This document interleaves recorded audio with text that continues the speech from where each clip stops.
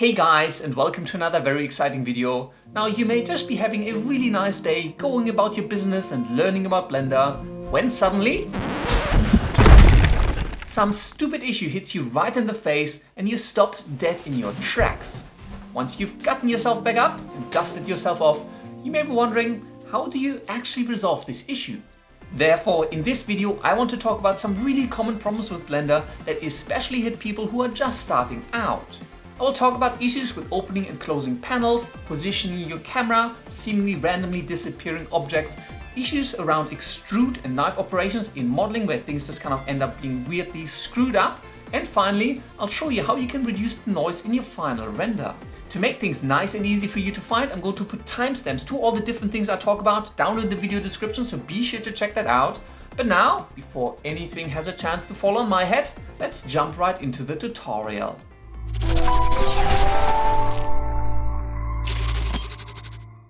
Welcome to the exciting world of Blender. The first issue that I want to address, and I know that was really an issue for me when I first started out, is how to open and close additional panels on the interface. As you may know, the Blender interface is constructed of a number of different panels. So I've got my 3D view, I've got the timeline down here, properties window, and then my outliner. And each of these windows in the top right-hand corner has these 3 diagonal lines. And you can click on these lines and drag left or right to split the view vertically, or you can click on these lines and drag up or down to split the view horizontally. This has now opened 2 additional panels, and each of these I can change to a totally different view, and I can kind of customize my interface in any way that I want. However, one issue that I remember having was that whenever I tried to actually close these interfaces or do anything else, I couldn't figure out how to actually close these panels now. I keep splitting everything and I keep adding stuff to my interface, but I really just want to get rid of all of this stuff. The way to close out all of these panels is to use those diagonal lines, but what you need to do is you need to essentially drag those panels on top of each other to kind of collapse them back down. Let's say I first want to get rid of these 2 little interfaces right here.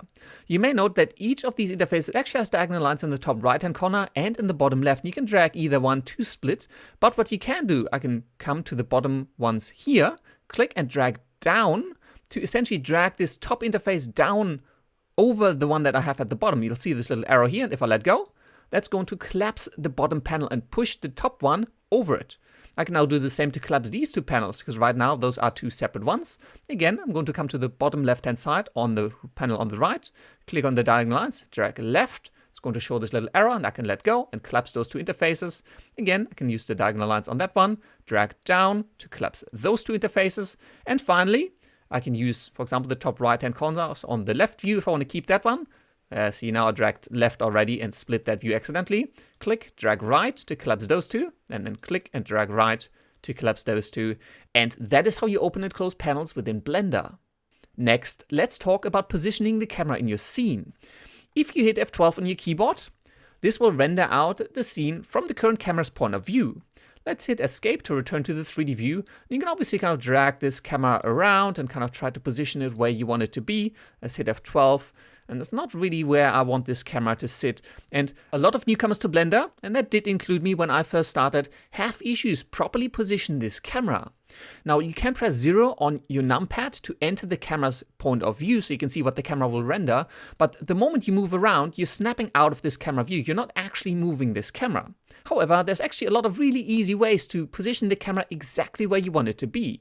The first one is you can actually position the camera in your 3D view exactly where you want it to be, and then press Ctrl, Alt, and 0 on the numpad, or that'll be Command and Option and 0 on the numpad on a Mac. And that will now snap this camera to my current view. So now if I move around, you can see the camera has been snapped to that position. And if I hit F12, this will render out my scene from exactly that position. Let's hit escape and return to our 3D view. So that is one option. Let's hit 0 on the numpad to re-enter the camera's view. And you can now press Shift and F to enable first person mode. And in this mode, you can move the camera around with the mouse, and you can use a SDW to kind of just move the camera around to exactly where you want it to be. And you're continuously looking through this camera. So you can now position it exactly where you want. Press left mouse button to confirm. And now you've repositioned the camera via the first person view. Let's hit F12 and render this out. And that's looking pretty good. Let's hit escape, return to the 3D view, and let's talk about one more option. Let's again press 0 on the numpad to re-enter camera view. And you already know that if you start moving around, you'll immediately snap out of camera mode. But let's re-enter camera view.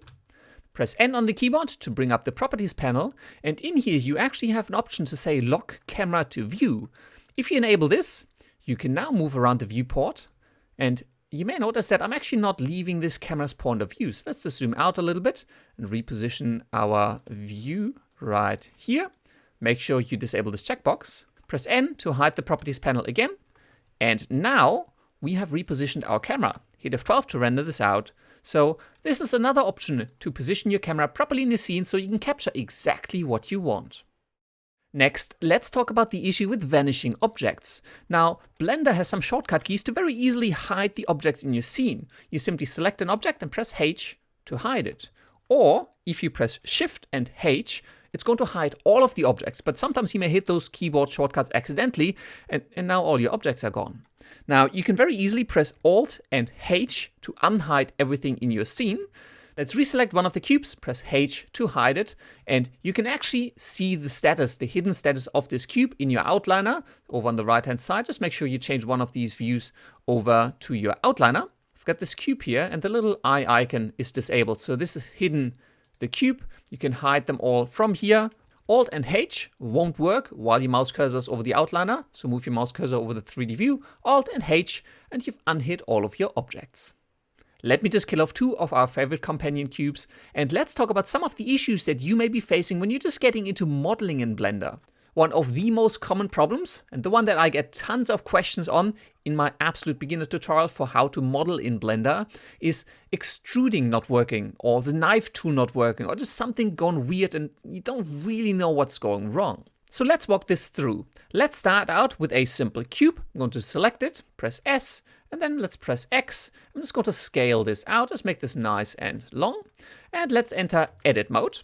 Ctrl and R to add some ring loops. Let me scroll on the mouse wheel. Just want to add 2 cuts to my object. Just place them right here. So to kind of cut a little ring strip around my object.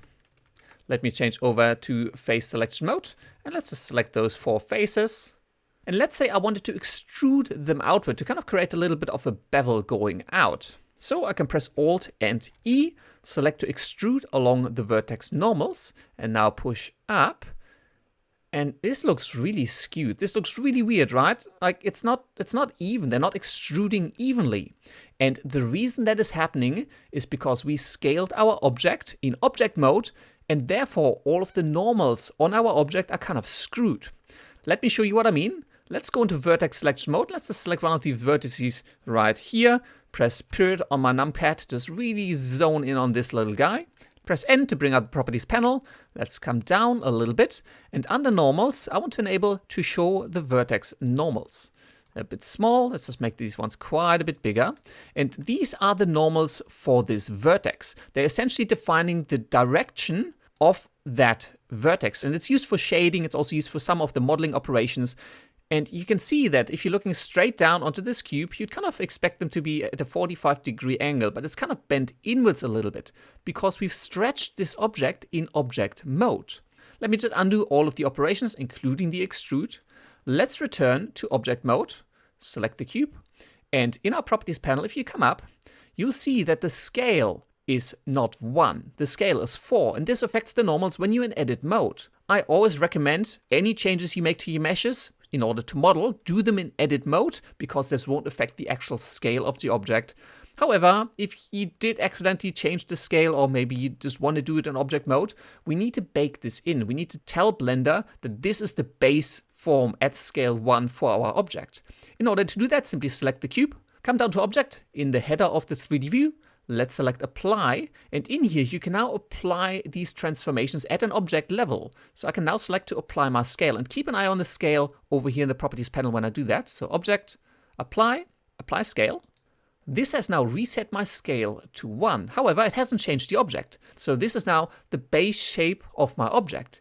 If I now return to edit mode and look at these normals, can you see how they're now properly pointing at a 45-degree angle because the object is no longer scaled? And if I now make sure all of the faces that I want to extrude are selected, let me actually just zoom in a little bit, Press Alt and E to extrude. Extrude along the vertex normals and now push out. This is now working exactly as expected. However, to keep your life easy, I recommend any changes you want to make to your mesh, go into edit mode first because you won't have to deal with, weirdly scaled objects to begin with. Next, let's talk about duplicate edges and people having issues with the knife tool not working. So for that, what I'm going to do is I'm going to select this face here at the top, press I, just to create a little inset right here. Let's press E to extrude and pull this up. But now let's say, I don't actually want to extrude. I want to cancel this operation. So you may right click. Cool. However, that didn't actually fully undo your extrude. If I now go into edge selection mode, select one of these edges and move this around, I already have a duplicated edge. It has essentially not extruded, but it has still created a duplicate edge. And this is a very simple way to accidentally end up with duplicated edges. And then when you're using the knife tool, because the edges are lying exactly on top of each other, you're not selecting the right ones and the cutting won't work properly and your whole mesh can get really badly messed up. Let me undo all of that. And right now you can see I still have these duplicated edges. So that's why I can pull this face out. So let's undo, undo. Now let's check this out. Yep, see now I'm back to where I started. So just be aware that if you're doing an extrude operation and if you cancel it, even if you press escape, you still have duplicated edges. So you need to press undo one more time to fully undo that extrude operation.